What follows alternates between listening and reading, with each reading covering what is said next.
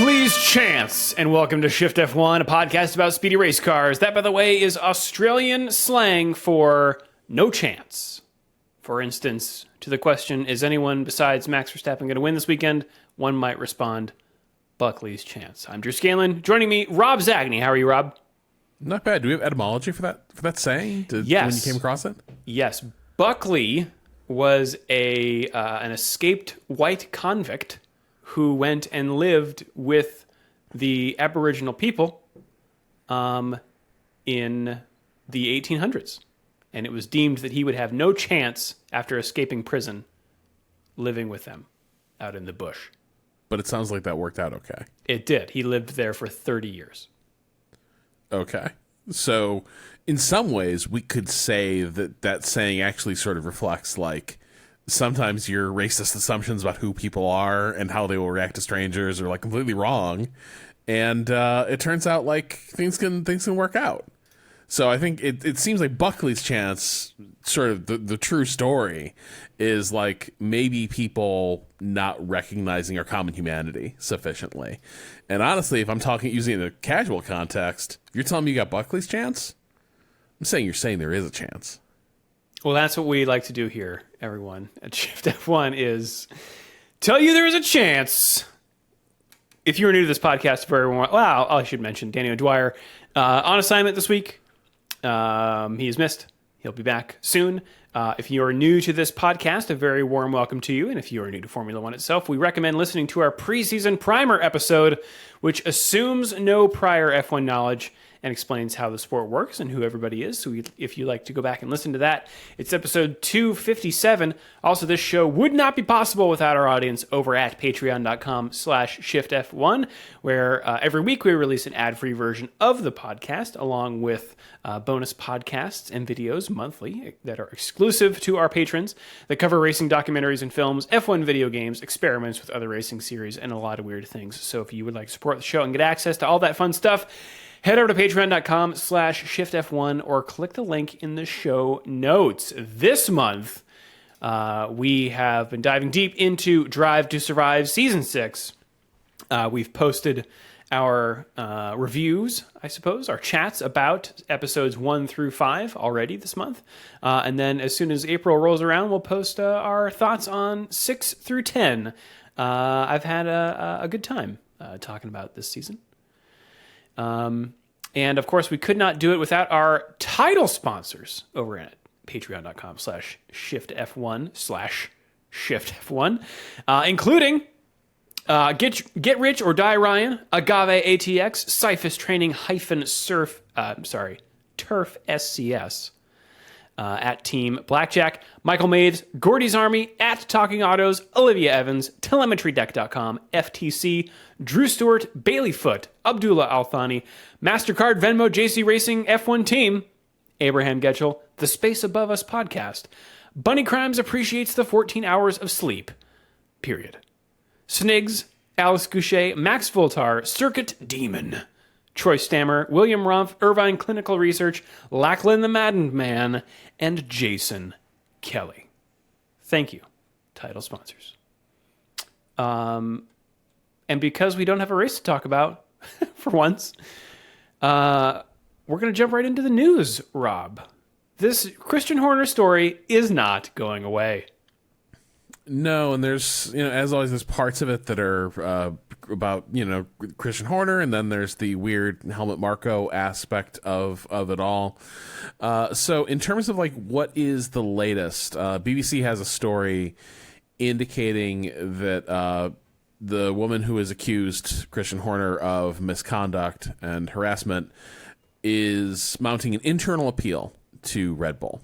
And the gloss on the story is that, like, if this internal appeal does not succeed, or she does not feel like she received a fair hearing, that is the point where there are legal options now against Red Bull. And as far as, like, how all this works, I couldn't begin to tell you. Like, is this a process that she is obliged to follow as part of her own terms of employment with Red Bull? I have no idea. I'm sort of like, I think you'd also read it as this is somebody who has maybe bent over backwards to not end up in a lawsuit her employer, and is trying to handle it in channels. We just don't know.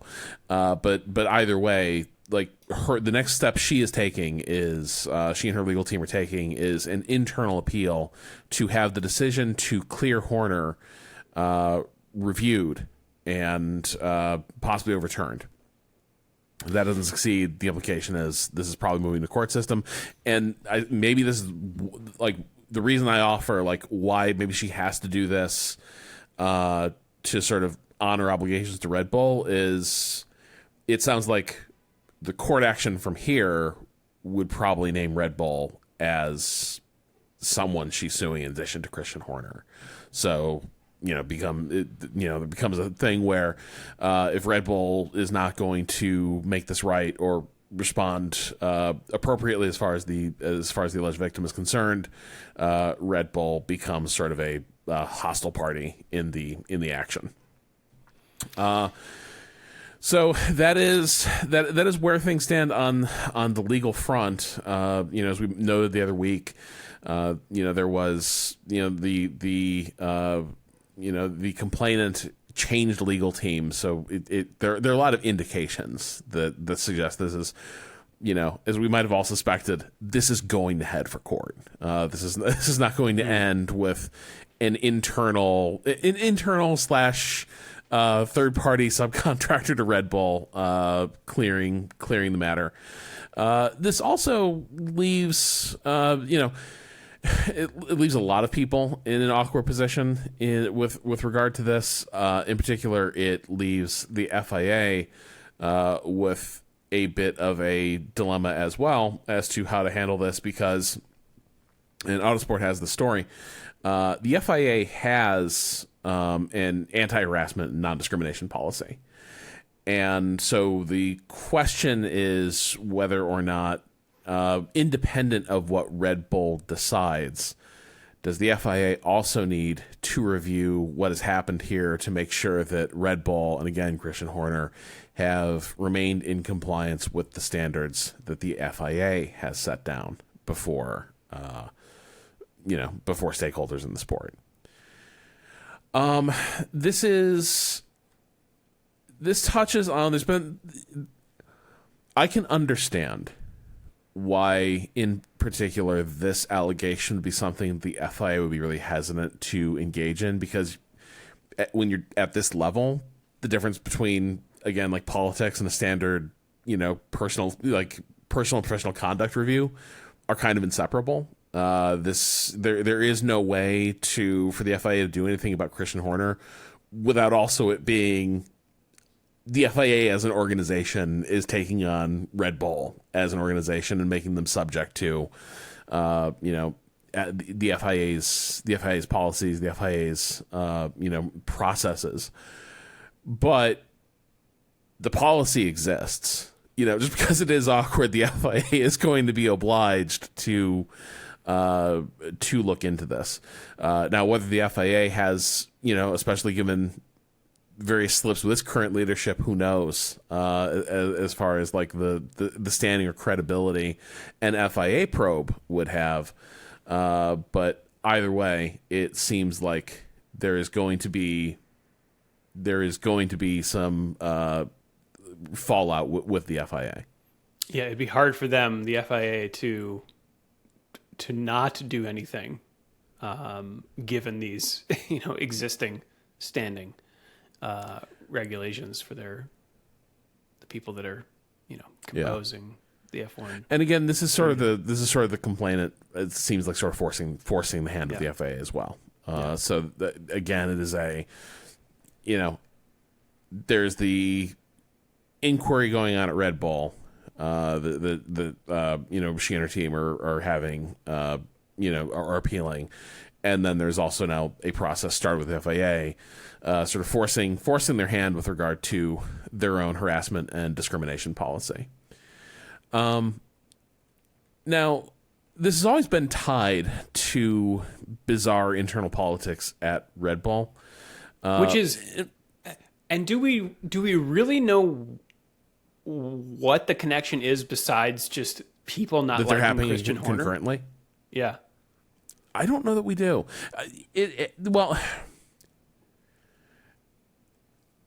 so it's tough because do you ever get the feeling reading Formula One media that everyone knows more than they're saying? Yes. That there are sort of strategic leaks that reporters know they're a part of and are writing up stories. People noted very early on with this that there were political overtones to the discussion. I'm kind of with you.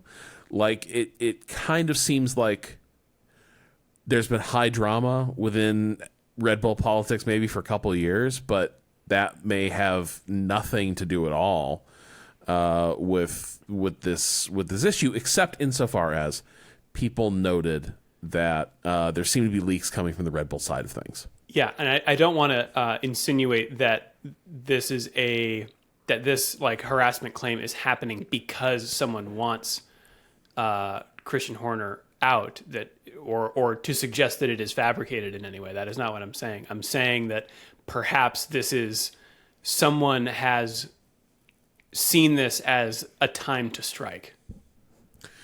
Yeah, that some of the leaks coming from the Red Bull side indicated like a degree of opportunism. Yeah. About like that there were people, and this is not surprising, right? If you take any organization, even a really successful one, if you were to have a powerful leading figure suddenly look like they might have done something wrong that could potentially be fireable, there will be people who would be thinking, well, one, they should be fired, and two, could be good for us as a company, as a team, for them just to be gone. So you have the twofold, like that's sort of where the opportunism comes in, and maybe that's all that's happening here. But to that point about like sort of odd things popping in the F1 press, Autosport had this article that like I'm kind of curious where it comes from. If I had to guess, it feels like it's coming from the Horner camp almost, but it is about. So the article is, did secret contract move open door for potential Verstappen Red Bull F1 exit? And this is, if this story is true, it kind of feels to me like Red Bull needs to fire everybody at the top of the program, because this seems like malfeasance. If this story is true, but it's so damning, you almost think it's coming from like the Horner side of things to, you know, go after the Mateschitz, not the Mateschitz, the Helmut Marko camp, and also again maybe make the story not about Christian Horner and harassment allegations. But either way, so we talked before about like there being weird clauses in certain Red Bull contracts about like a Horner clause that if he goes, Adrian Newey goes, etc., things like that. Or if Marco goes, then Verstappen goes. Well, that's the interesting one. Because specifically, yes, Max had given really strong votes of confidence for Helmut Marko, and obviously you had Jos talking about, or Jos Verstappen talking about, you know, Horner's the one tearing the team apart. Things will be bad if he stays, and you know, crucially, Max has been a bit more tepid in his support for Horner since all this started, which, given what we know, I don't know how you'd be anything but tepid. You know, we just don't know anything about the allegations. But so Verstappen has said that like Helmut Marko has to stay. And that's sort of a major, that's sort of a key thing for him. But it would be odd that he would be able to mandate that, unless there were like a contract break clause. And yeah, when I heard that quote from Verstappen, I kind of just assumed that like he was saying that as the one who holds all the cards because he's the hottest commodity in F1 and he's won a bunch of championships and is on top of the world. But you're saying perhaps there's something more legal. Yeah. Well, remember, Dr. Helmut Marko. It's a doctorate of law. But okay, so quoting from the article now. In Verstappen's case, it has emerged in recent weeks that the Dutchman does indeed have a break clause if there's a change of senior personnel in his deal that would allow him to walk if Marco is dropped. That would explain why he's been so clear in his comments that if the Austrian veteran is no longer in the picture at Red Bull, then his own future would likely be elsewhere. But what is most intriguing about this Marco exit clause is that according to sources, and I think sources is doing a lot of work there, it was not part of the original contract that Verstappen and Red Bull signed back in 2022, i.e., a very recent, very lucrative new contract that was signed after his championship. Instead, it is understood that the clause forms part of an addendum to the contract that was added more recently. And even more intriguingly, it has been revealed by insiders that this addition to the original contract was put in place unilaterally by the Verstappens and Marco without Red Bull's F1 team, nor Horner, knowing anything about it at the time. Marco was able to do this because he is one of the 2 directors of Red Bull Racing, so was able to act on the team's behalf. Whoa. If this is true, this is one of the most holy shit things I've heard in all of in this whole story. That is, first of all, the separation of church and state here has gotten them into trouble if this is true. Like, you can't just, unless it's a case where, like, I don't know enough about the inner workings of this stuff to know where the motivation comes from. Because, like, if Marco's, like, employed by Red Bull as their, talent agent, effectively, how does he get swayed into, I am all in on Max Verstappen? Well, I think, so for me, when I read this story, there's a part of me that I was like, there are times, this is a story that also makes me feel bad for Max, because I don't think there's any way that a deal like this serves anyone.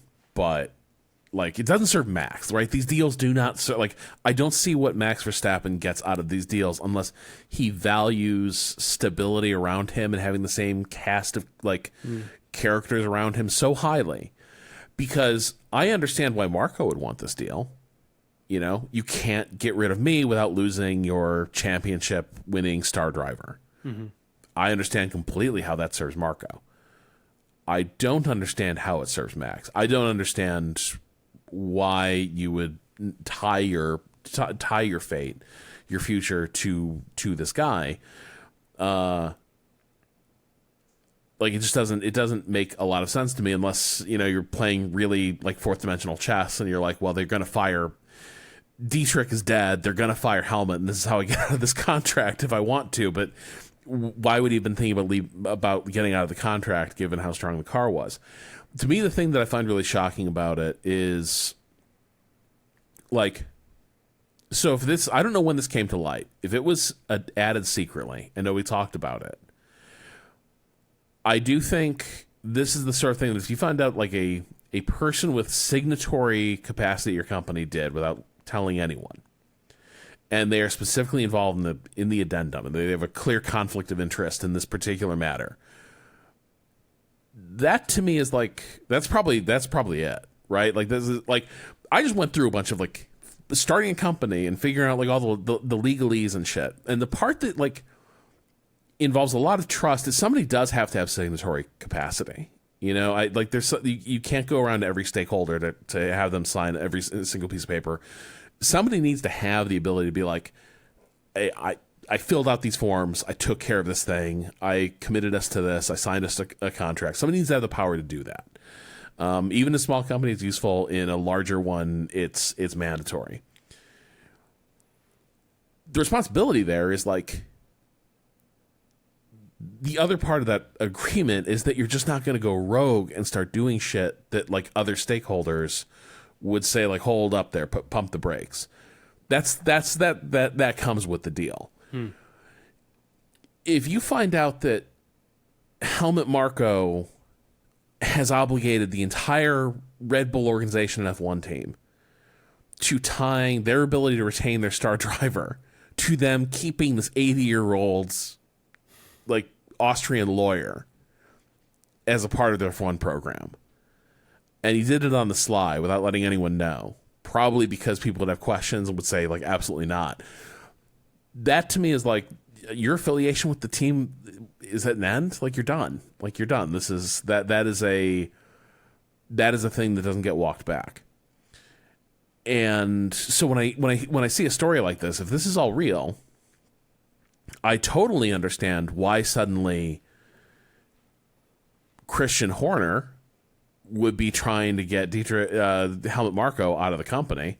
I think anyone would if you discovered that somebody you delegated like executive capacity to was just like, yeah, I made myself unfireable using this kid I've known for ages as part of our F1 like training program. Like, I completely understand now why like there's a battle for control at the top. Somebody misused control and probably needs to go. And I think concurrently with this, probably like something has happened between Horner and employee that might also render him unfit to remain in his post. And if you're Red Bull, at this point, like, both these leadership figures might be so badly compromised, you need to like figure out who is going to be taking this on and batting cleanup. But it's already too late, because if this clause exists, like, Marko has destroyed your relationship with Max. Yeah, and himself. I mean, he has burned the ships. Yep. It's wild to me. I just don't. The other thing is, and again, this is where the reason I think this is really bad for Max. Can you imagine being a team principal at any team that Max Verstappen would want to go to and learning about like business being conducted in this fashion and being like, I want to bring that. Yeah. Bring the Verstappens into the tent. Toto sounds like he's game. If I were Toto, I would sound like I'm game right up until the divorce is finalized, and then I would like extend Russell and bring in somebody else. Like, I would absolutely be like, yeah, we'd love to have Max as a driver right up until that team is cratered. And then I'd be like, but you know, there's some other good drivers out there too. Well, if Horner does go somehow, I know a certain team principal who was just laid off, looking for a job. That is very true. Get Gunther Steiner in there. I don't think he has the most Red Bull energy, or leading that team energy. Though I think he does love the spotlight in a fashion that's similar to Horner. But yeah, I don't know. My overall I think you pointed out something really key there though earlier, which is just that I have yet to see a compelling case to be made that any of the allegations about Horner are inherently political or are tied to the struggle for control at Red Bull, except insofar as some other people at Red Bull may have tried to exploit the situation to sort of shortcut around, you know, having out who's going to run this team. Mm-hmm. But I think it probably does some injustice to the accusations to say, like, well, they're part of this political battle. They're part of this political battle probably because opportunistic people who've been misbehaving on a lot of axes grabbed for them as a cudgel. But I don't think we can evaluate the claims. I don't think, like, all this other stuff really bears on how we can evaluate the claims, which we fundamentally don't know yet. Yeah. Again, we'll know a lot when things go to court. But yeah, like, if this story is true, to me, it increasingly sounds like it was a really successful program. These are enormously powerful and arrogant people, been running the program for a long time. And sometimes these things cause people to rot. And as you mentioned, the king has died. You know, Robert Baratheon has been gored by the bull. He died in 2022, right? Yeah. It was around that time. It's like, I wonder if it was an immediate, like, holy shit, we need to start. Yeah, if this is like, if this is Renly and Ned Stark basically trying to like plot the night before. But yeah, I to me this completely feels like it is possible that every senior leadership figure at this team started to feel like they were indispensable and way too big for their britches, as it were. And yeah, it seems like a big mess that's got to be cleaned up. Well, speaking, Rob, of secret documents. Yeah, I mean, I think this isn't really a news story per se. But I did enjoy. I guess I'll have to listen to this podcast. Formula1.com wrote up a interview that James Valls did on the High Performance podcast, talking about how Mercedes they basically created a set of rules to govern how they would handle Lewis and Nico Rosberg during those seasons that they were battling for the championship. Culminating with Nico winning the championship and then promptly retiring. And so where this comes is like James Valls was asked about his methodology, the approach he takes with managing drivers, and sort of to illustrate how he approaches sort of open and honest and fair leadership. He starts telling the story. The biggest thing we got into with the drivers in 2014 was that both Nico and Lewis knew that it was one of those two winning the year. They knew, by the way, before we turned the first wheel in the first race. It took quite a while, but my role in this was I constructed a document that created some very clear guidelines on how are we going to work with each other, how we're going to fight each other, what at the time was called rules of engagement, changed later to another term that was less military, but racing intent. But irrespective, it was some really clear boundaries on this is how we're going to behave, and this is how we're going to perform, and there was a lot to do. And he goes on to sort of describe how the most important thing was like making sure the entire thing felt squeaky clean, in terms of just how the drivers comported themselves, in terms of like the quality of championship that they would win, whoever won it, how would it be regarded as a part of their legacy. He sort of talks about, Schumacher having that year where he's disqualified from the championship for, complete unsportsmanlike behavior on the racetrack. But I more think I do feel like this is the thing that I have seen screwed up more often, and maybe only is workable at a team like Mercedes with characters like Nico and Lewis. I don't know. But doesn't it always feel like you can just detect over team radio that so rarely do the drivers trust that they are being given instructions that are genuinely to the best benefit of the team, and they've taken, it's not slanted toward one driver or another. So often to me it feels like you can hear the drivers the second they hear an instruction that it requires any sort of like conceding anything to their teammate. You just detect that they think the fix is in, that they're terrified that this signals that like I'm being downgraded to number 2 and it's never going to stop. Yeah. Yeah.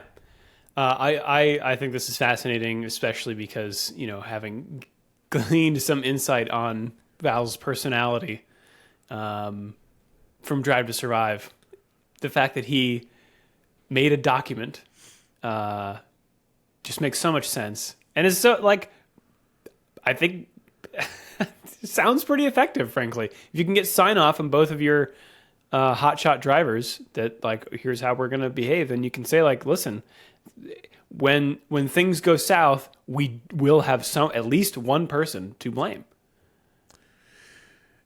And I think you got it. Like, I think the other part of this is you have to be able. Like, I think the drivers would have to have confidence that you will also make sure those rules are adhered to. You know, that like the second it was like here's a big document with all our rules, but then if the driver sense that like, but if Toto feels like the moment has come to strike and go in for the kill or something, it's not going to work. The minute they feel those rules can be thrown out, based on a whim. So there has to be, there has to be that buy-in that like the team's commitment to operating this way is ironclad. It seems like a good fit for Vols, and it does sort of speak to, we often noted that like when difficult things had to be said over the radio at Mercedes or things had to be tamped down, Lewis, it's James was like the end of the discussion. Yeah. And I mean, it says a lot about how you conduct yourself if like that has the sort of moral authority to like, no, this guy's saying this is how it is.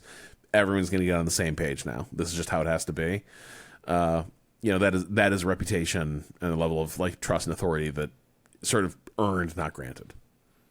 Well, as a Val's stan, I will have to go listen to this podcast. All right. Well, that is it for news. We are going to take a break, and then we'll be back with the track walk. And we're back with the track walk. The Albert Park Circuit, located in Melbourne on the southeastern coast of Australia, is a 3.3 mile or 5.3 kilometer track that uses public roads that run around a lake, Albert Lake. The Australian Grand Prix has been here every year since 1996, bar 2020 and 2021 due to COVID. In fact, the 2020 race was called off at pretty much the last possible minute, just a few hours before free practice one. I don't know if you remember that, Rob, but I remember pretty clearly it being very strange. Track has 14 corners currently and 4 DRS zones, though only 2 detection points. It's one of the faster tracks on the calendar. Hamilton's pole lap in 2019 saw an average speed of 146 miles per hour, or 235 kilometers per hour. Normally, the streets have a speed limit of 40 kilometers per hour, which is 25 miles an hour. And because it's a temporary circuit, it can be pretty bumpy, though it was resurfaced in 2022. Along with that came a reprofile of a few turns, most notably smoothing the old turns 9 and 10, which are now the third DRS zone, to try and improve passing. Because what was happening was there were a lot of these kind of tight right-hand corners and not a lot of long zones to speed up into them. So they've created much longer runs with this new layout. The pit lane was also widened during this. That increased the pit speed limit from 60 to 80 kilometers an hour. And it's a track that kind of has everything. So to hear Hamilton say it, quote, "It's fast flowing and you really have to attack it. The car has to be set up in a balanced way. Too much aggression and you'll damage the tires, but too cautious and you won't go fast enough." End quote. So from the first corner, you've got a sharp right-hander followed by a quick back and forth at turns 3 and 4, and then you get into the back half of the track, which has those 2 back-to-back straights. Last 5 winners have been Verstappen in 2023, then Leclerc, Bottas, Vettel in 2017. Apparently, I just learned this, Bernie Eccleston wanted to make it a night race in 2007. But the lighting that the circuit needed was deemed to be too expensive. That would certainly make the the times a little more watchable. I'll get to that. I also wanted to put together sort of, after the 2 races, we've kind of had a better look at teams' cars and how they're doing, and the teams have been a little more forthcoming with maybe some of their things that they're trying to improve. So I'll start with Aston Martin here. Autosport has a quote from performance director Tom McCullough, who he's explaining why Aston Martin has looked better in qualifying than the race, which is kind of the inverse of how they did last year. And I just thought this was a little counterintuitive. So he says the efficiency of the car, the DRS switch is something we really worked hard on last year as we saw how strong the Red Bull was. That's part of the reason we've qualified well. I was looking at the difference between qualifying last year and this year with nearly identical wind direction and wind speed. The difference was quite big. We gained a lot of lap time from that. So because the drivers can open DRS at any time in a DRS zone, regardless of whether they are within 1 second of the car in front during qualifying. Thus, the DRS wing opening can have a outsized effect on qualifying. I just thought that was interesting. So it's not that they've gotten better necessarily in qualifying; it's that he's chalking it up mostly to the DRS. Or rather, they haven't gotten worse in the race. They've gotten better in qualifying. Mm-hmm. Just an interesting way to look at it. Alpine, we've talked a little bit about why they have really plummeted so far. We've got some, it's another Autosport article. They note that the power unit is one area. It's down between 15 and 30 horsepower, which in the very tight midfield makes a lot of difference. Yes, Rob? Well, I'm just like 15, 20. Like, I feel like last year they were conceding that they were maybe down 7 or 8. Well, maybe there's a bit of working the refs here. Maybe they're going to try to renew that. Like, we're just so low on power. You've got to slow the other teams down so that we can be competitive. But like, man, that's debilitating. Yeah. We also, I believe, had talked previously that they had to pass a specific crash test over the winter, and that meant adding an extra 15 kilograms over what was originally intended, which pushed it quite up above the minimum weight limit. They say that that figure might not be accurate, as it seems quite excessive. But it's from the article, asked if some crash test failures had played a part in the extra weight, the team's former technical director, Matt Harmon, said before he was let go, just after Bahrain, if it played some part, or if some crash test failures had played a part, he says, not some, it was one in particular. It has played a bit of a part in some of that. We know exactly where the weight is, and we know how to take it out. So look forward to that, I guess. Also, this article points out that, and this is more recently that that the team has talked about this, Harmon is talking about last year's car, saying that midway through, we started to find it more and more difficult to find performance. So we thought, let's try and unlock that potential and try to get ourselves back to where we were in 2022. It was a courageous decision to take because fundamentally we need potential for 2 years with this car. And if we don't do that, then we may be struggling later on. That was the whole point of this. And this, he means they, or at least what I'm taking from this, is that they drastically redesigned the car from 2023 since they had hit a ceiling for this 2024 car, and it really has not paid off. Last one here is Mercedes. So they noted, this is trackside engineering director Andrew Shovlin in an article from Racer magazine. They apparently did different setups for the driver in Jeddah, but they showed the same thing. So he's saying that tells you it's not a small difference. It's not a tiny bit of camber or a spring bar here and there. It's something more fundamental that we need to dig into and understand. Otherwise, they would see a difference, right? Because they set the cars up differently. Balance is one big thing. He says in regards to Jeddah, those are very fast corners. The walls aren't particularly far away, so there are ones where the driver wants a lot of confidence, and quite often we were snapping to oversteer if they really leaned on the tires. You can easily imagine how unsettling that is for the drivers. So it's not just about overall speed. It's about, can the driver feel confident to put the speed into the car without crashing? He goes on to talk about porpoising and grip. In qualifying, we're also suffering a bit with the bouncing. That was less of a problem in the race. There's more fuel in the car, so you're going a bit slower. And that seemed to calm down and wasn't such an issue. The big one is we don't really have enough grip in high-speed corners. So that's one of the things that we were working hard on this week because Melbourne has similar nature of corners. We're doing a lot of work to try and understand why we did not seem to have the grip of some of our close competitors.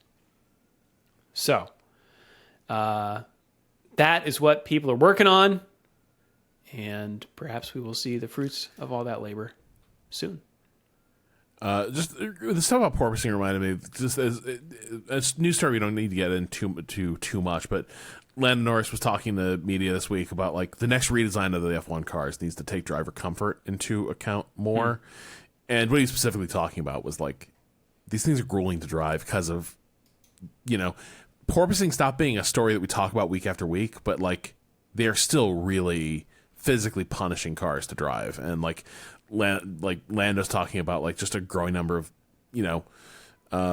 back problems, need to do more therapeutic type exercises. He's to 24. maintain. That's the thing. It seems real. Like it was concerning when back in like 2019, 2020 or something, like you'd see Lewis, there seemed to be evidence that there was like growing stiffness in his back when he was getting out of the car. But you sort of expect that for a dude racing cars through his 30s.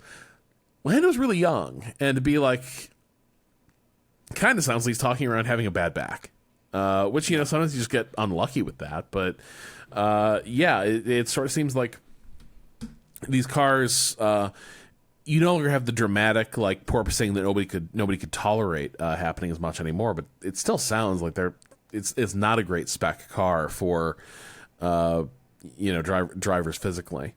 The other thing, just the stuff about Alpine and that crash test, man. Like, when's the last time you heard about a crash test, like a car design being completely compromised because of a failed crash test and having to add a bunch of weight?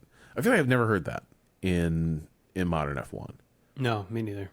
Like I don't think crash standards like have shifted that much since the introduction of the Halo. Maybe there's little like things that we just don't hear about that are in the rules that change year to year. But like, man, if you're telling me like our car's messed up because we failed a crash test, it's good. Obviously it's good that we have standards to make sure everyone can race safely, but I don't know. It seems like maybe you're not doing a great job designing the car to these really like known basic specs. Yeah, I equate it a little bit to. It makes me think of game design. Like you can't ship a game without like controller support for the Xbox version. There are certain things that just have to be in there. Yeah, it's an alarming place. A lot of teams feel like they're in a bit of an alarming place right now. Some maybe only relatively based on just how badly Red Bull's kicking their butts, but some of these teams just don't sound like they're in an amazing spot with regard to their car. Yeah. Well, maybe an amazing spot. The Albert Park circuit this weekend. We're looking at 68 degrees Fahrenheit or 20 Celsius on qualifying day. Just a few degrees higher on race day at 70 or 21.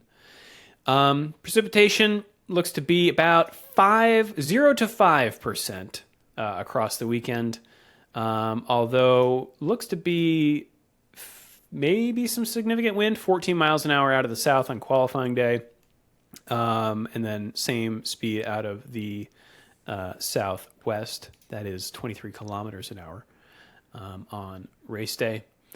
They are right on. It's not the sea. It's a bay, so the wind could be whipping across the water there. So look out for that, I guess, if you're Formula One car. 2024 driver standings. Here we go. Heading into Australia, Max Verstappen is on top with 51 points. Sergio Perez, his teammate, with 36, is in second. Then we've got Charles Leclerc with 28, George Russell with 18, Oscar Piastri with 16 in fifth. Then we've got Carlos Sainz in sixth with 15, Fernando Alonso and Lando Norris with 12 each, Lewis Hamilton with 8, and Oliver Behrman in 10th with 6 points. Then Nico Hulkenberg and Lance Stroll all have 1, and the rest, Alex Albon, Zhou Guanyu, Kevin Magnussen, Daniel Ricciardo, Esteban Ocon, Yuki Tsunoda, Logan Sargent, Valtteri Bottas, and Pierre Gasly all have 0. In the constructor standings, Red Bull Racing is on top with 87. Ferrari is in second with 49. McLaren's in third with 28. Mercedes close behind in fourth with 26. Aston Martin's in fifth with 13. Gene Haas and team have 1 point. And then Williams, Sauber, RB, and Alpine all have 0. If you'd like to join the standings yourself, you can do so with the official Shift+F1 Fantasy League. You can join it using the link in the show notes. Don't have to start from the beginning. You can win individual races and have your preferably punny team name read out on the show. You can also send us an email at shiftf1podcast@gmail.com or through the web interface at f1.cool/emails. Rob, you've selected some emails here. You want to kick it off? Yeah. Aaron writes, a recent episode of the Escape Collectives, a relatively new entrant in bike racing media, Performance Process podcast, featured an interview with Jack Aitken, former Williams Reserve driver and current IMSA driver of Cadillac. The many similarities and transferable skills between bike racing and F1. It's an illuminating discussion not only on the affinities between the sports in terms of aerodynamics, racecraft, cornering, greenwashing, etc., but also on many aspects of the physical and mental endurance required to race cars door to door for hours on end. It seems that, with the notable exception of Lance Stroll and his broken wrists, riding and racing bikes has substantial benefits for driving and racing cars. The benefits probably carry over to fans as well. If this year ends up being another Max Verstappen show with most races decided within the first 3 laps, I'd recommend F1 fans supplement their sports diet with some pro cycling. It's got all the strategy, high-speed corners, dubious sports washing sponsors, fragile machines, and equally fragile egos that an F1 fan craves, plus races with countless plot twists that often come down to a photo finish. I started getting into cycling last year. And one, do you love beautiful aerial photography of parts of Europe you could never afford to live in? I do. But also, the more I started to watch it, the more I started dialing into the strategy, and I was like, holy shit, this is a fascinating sport. How does one get into this, Rob? Is there a Shift+F1 equivalent? Not that I've found. I mean, I mostly watched. It sounds like this might be the Escape Collective. Maybe that's it. But I didn't find anything. I just sort of.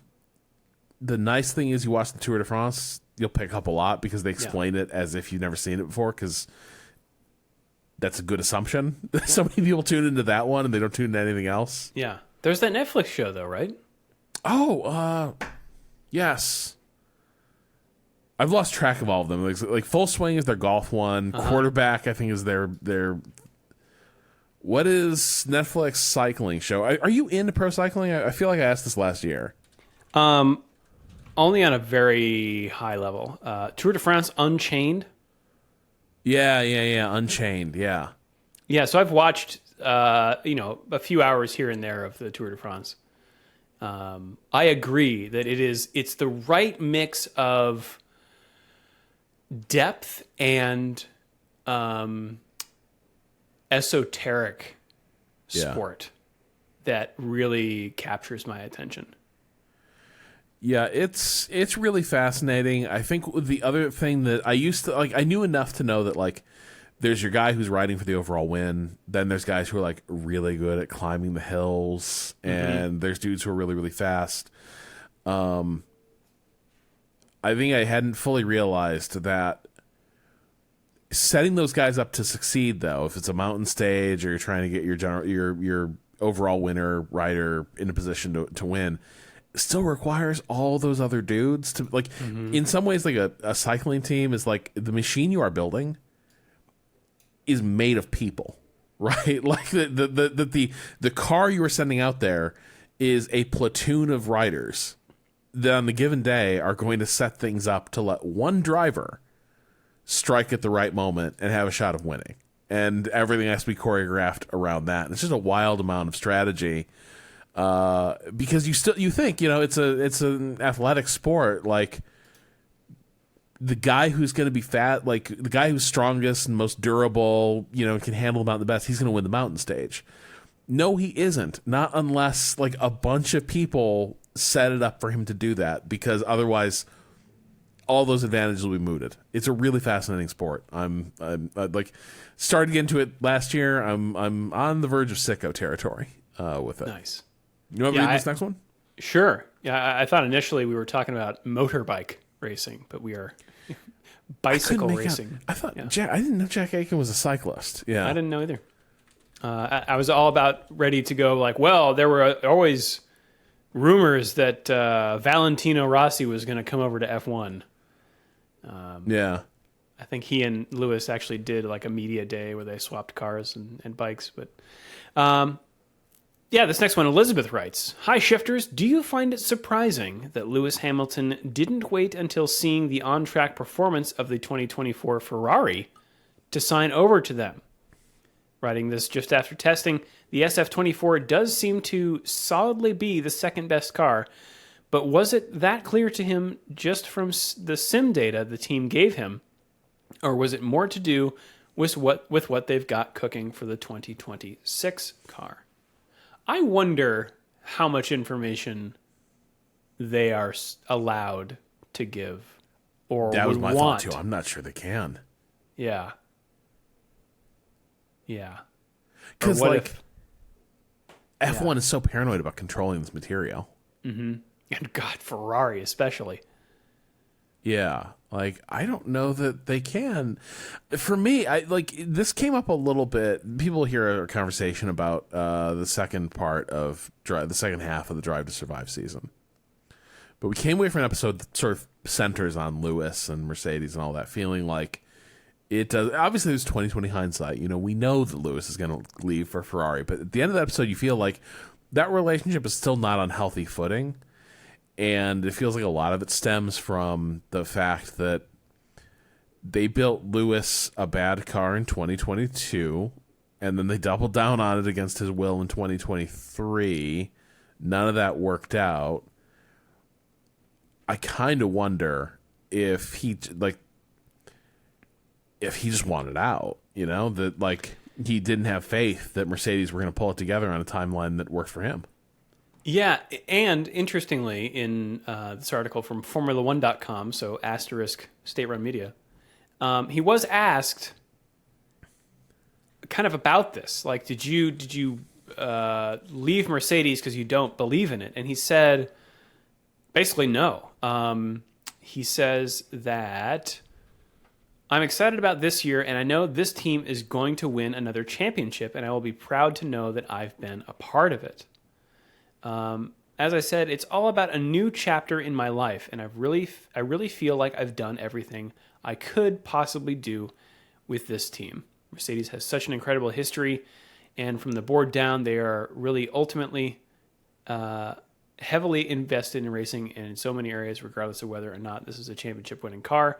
That won't have any bearing on how I feel about the next stage of my career. It's an incredible group of people, and it's really well run. I'm on the back end of my career. I love a challenge, and this is the ultimate challenge, really." And this is maybe the opposite of what Elizabeth was saying. This is the ultimate challenge, really, to go to a team that is incredibly iconic, has also amazing history, but also has not had as much success, I guess, as they would have hoped in the past decade or so. My goal is to beat them this year, and obviously that switches next year on. Well, one, I feel like somebody's saying there is a bit like, it's very call your girlfriend. Insofar as like, and then you tell Mercedes that they're going to win a championship again, but just not with you, and you're going to be somewhere else.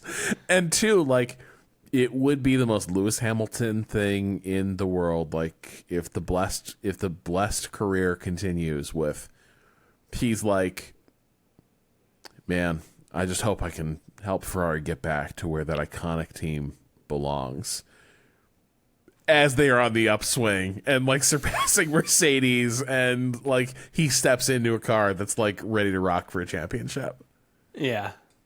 I believe him though. Yeah. I mean, I still fundamentally think it's like your bucket list item is it's Ferrari. Yeah. Like you said, I'm on the backstage of my career. Yeah.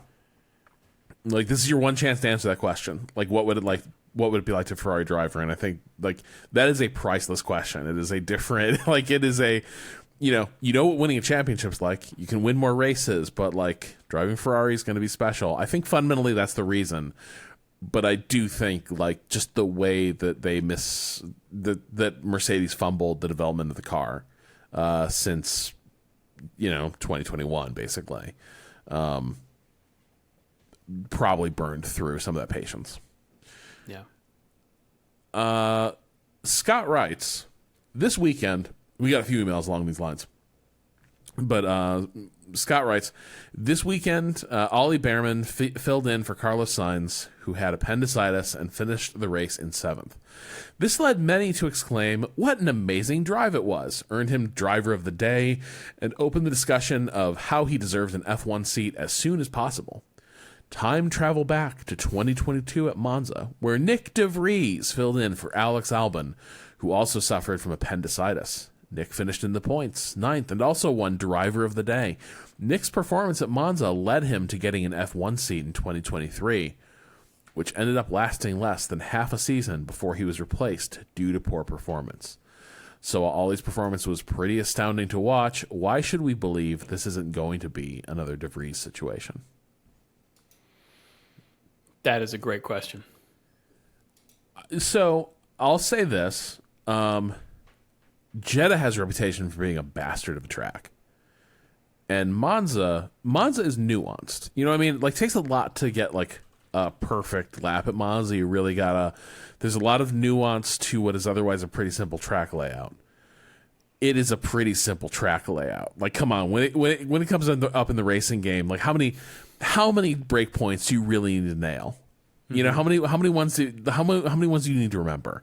Not that many. You know them really, really well, and if the car is doing well, you can succeed.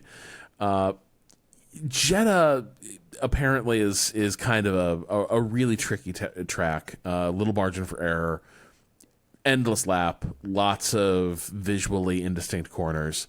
So, like, turning in a good performance there, I think, does go a little bit further, but I did note, yes, people are very kind on the air. People love a good heartwarming story. But it did sort of seem like people were like, yeah, he deserves an F1 seat. Man, we'll see him in F1 seat soon. But I also noted that people weren't, like, saying immediately this is going to change our plans for how we're going to distribute F1 seats. Like, everyone was like, that was great. But I didn't see a lot of, like, movement to rush him forward. Beyond kind words, I'm not sure he materially moved up in the pipeline. Yeah, I mean, I'm not, I'm not making these calls for the teams, but I think what stood out to me was the fact that immediately he was making moves. He was making, challenges to overtake.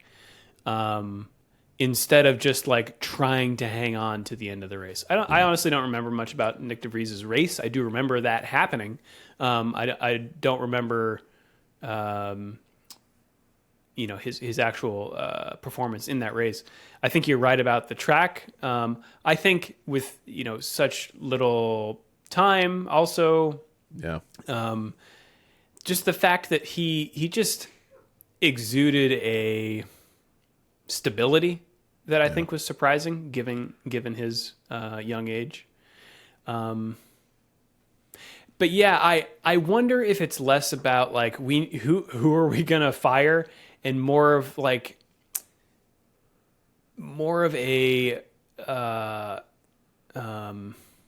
perspective setting for, like, okay, do we really need to hang on to these guys that we've hung on to for so long? Or is there a possibility that these up-and-comers would actually be as good or better than them from the get-go? Because we've also seen the opposite, right? We've seen, rookies come in and be not great. So, yeah, I don't know. I just thought it was fun. Yeah, and these are heartwarming stories. Yeah. Somebody else wrote in, the other point they made was like, are we sure it isn't a testament to how good that Ferrari is? That setting a decent pace in it means you sort of move well up the table into the points. I think that's probably a fair read, but we have seen ample evidence that like just being able to extract like the par performance from an F1 car requires some real craft. Like we see a lot of guys who weren't able to do it in their time in the sport. So, who knows? Drew, you want to read this last one? Yes. Zach writes, I hear a lot of talk about getting rid of practice or it not being essential watching, but let me take you back to Monaco 2023. Fernando Alonso takes provisional pole with a stellar lap. Max is the only one who could beat him, but he goes yellow in Sector 2. Alonso seems a lock, but at my F1 viewing party with my friends around, I say Max has got this by a tenth. Seconds later, Max is on pole. Flashback to FP2 and FP3. Max improves on his time by consistently sacrificing Sector 2 to go all out in 3. The commentators don't mention it, and it's not on the practice highlights video, but it's consistently purple, yellow, purple. You'll note in Q2 and Q1, Max doesn't do this. He saves it for when it matters most. You only know this by watching all FP sessions like a hawk and taking notes so that you can be the most annoying person at your F1 watch party. And isn't that the goal we are all striving for? It absolutely is, Zach. Look, is Zach basically telling us a story about how they were once the smartest person in the room about like what was happening in an F1 weekend? Yes. Yeah. But this is a pretty cool insight to pull off that like sort of clocking the fact that Max was basically dumping performance in one sector to gain more and more performance in the last one, and that all pays off in the qualifying. I think for me, that is less an argument for like you should watch practice than maybe we should expect more of our F1 commentary teams. Like, I'm not paid to notice this shit, and I'm certainly not paid to watch practice. But like, that is the sort of thing I would sort of expect somebody in the the constellation of analysts they bring with them, who admittedly have a whole lot of stuff to analyze, but like that's the sort of thing that you might like see drawn out as a talking point a bit more often. But it does sound like covering 20 cars. Yeah, and it sounds like something that you would see Julian Palmer talking about after the fact, right? Yeah. Or Sam Collins pointing out something on a screen. And for that, I suggest if people are really interested to look at the F1 TV stuff that those guys post. Highly recommended. The Julian Palmer show is great. Drew, I hate their new set. I hate the set they've got Julian Palmer on. Oh, I don't know that I've seen it. It's a huge. It was like it's a bigger set, and he was like, "It's a bigger and better set." It looks like it's got it's all their neon color scheme, and so it's just kind of like hard to look at, and it's going for that like illusion of depth that the like inside the NBA set goes for, but it's just like, man, it is hard to watch. It's like staring at a migraine. Oh man.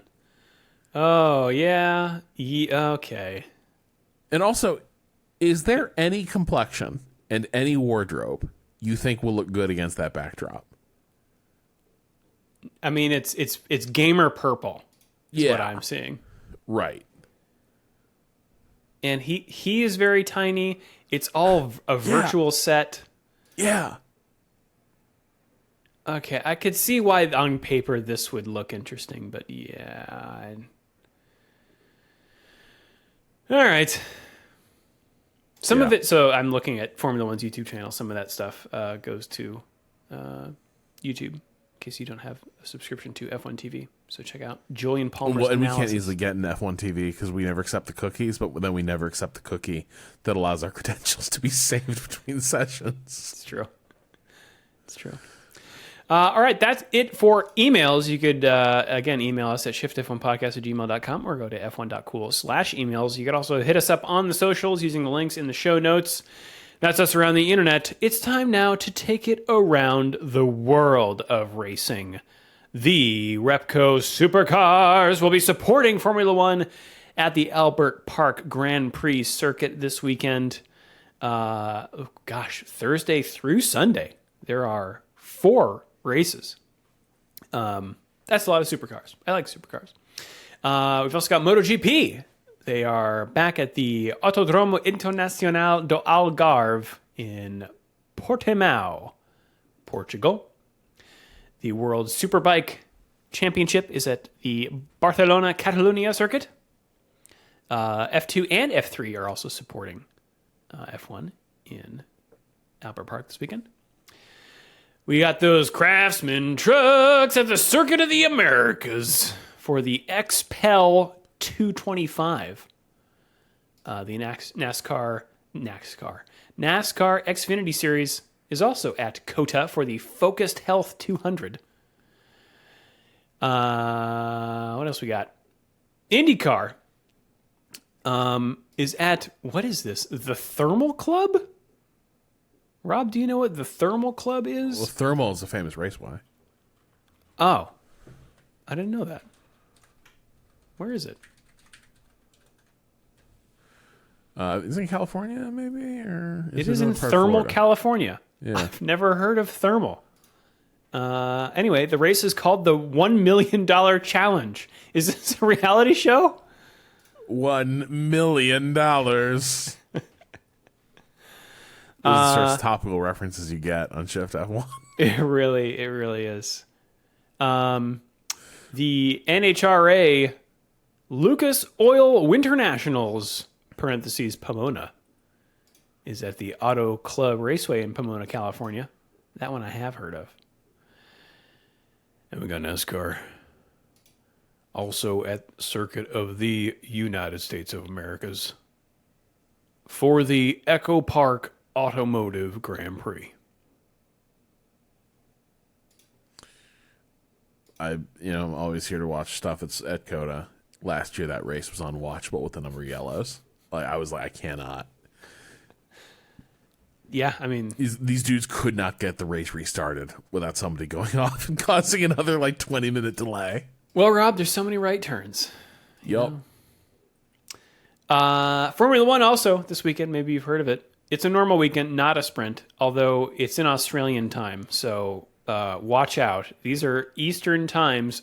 Free Practice 1 kicks off Thursday, March 21st. It's late here. It's GDC week. I'm tired.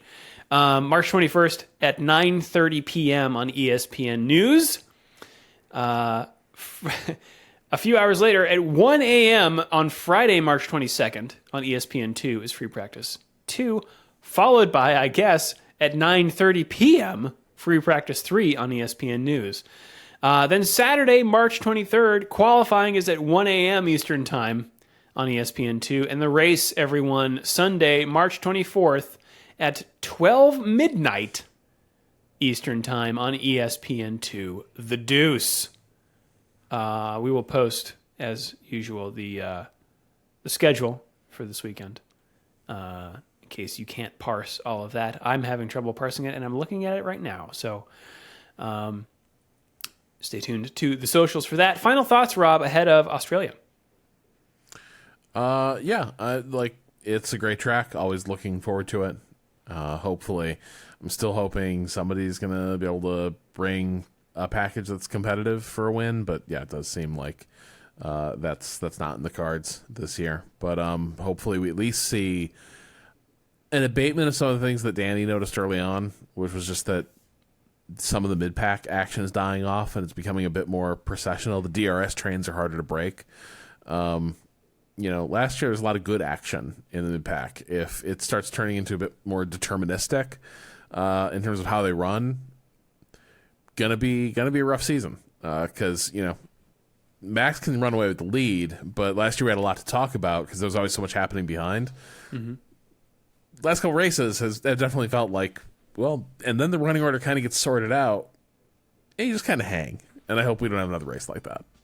Yeah.